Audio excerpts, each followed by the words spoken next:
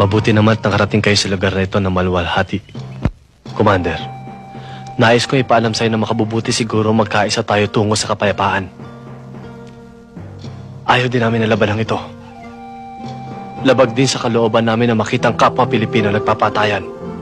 Katulad ninyo, naghahangad din kami ng kapayapaan. Pero kayo at ang mga Kristiyano ang dahilan ng kaguluhan dito sa Mindanao. Wala kayong dahilan para tugisin kami para mga hayop sa aming mga sariling lupa.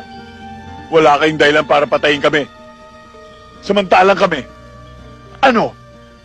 nasa amin ang lahat ng dahilan para pagpapatayin kayo. Mga sundalo kami.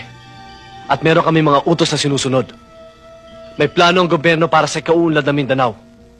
Para sa kaunlaran ng bawat Pilipino. Oo, may plano ang gobyerno. Pero hindi para sa lahat. Hindi para sa aming mga Muslim. Kundi para sa iilan lamang mayayamang politikong gusto maghari dito sa buong Mindanao. Mga politikong sakib.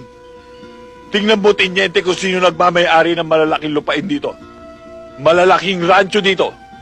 Mga umaabuso ng punong kahoy. Hindi ba kayo mga Kristiyano? At ang kapatagan, pinamumugaran ng mga Kristiyano. At kami mga Muslim, nasa kabundukan. Ultimong kaning isusubo na lang namin ay inaagaw pa ng gutom at hayok ng mga Kristiyanong politiko. Buddy, hindi ito personal na labanan ng mga Kristiyano at mga Muslim. Ito'y labanan ng mga prinsipyo.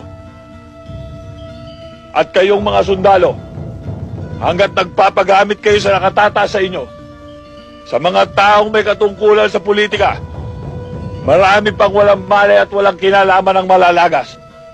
Teniente, kaya kami bumaba at nakilahok sa usapang pangkapayapang ito ay upang maparating namin sa gobyerno kung anong dahilan kung bakit kami nakikipagdigmaan sa inyo.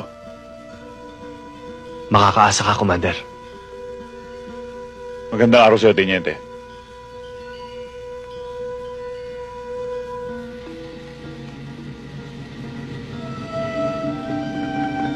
Buddy, tandaan mo, manos na tayo.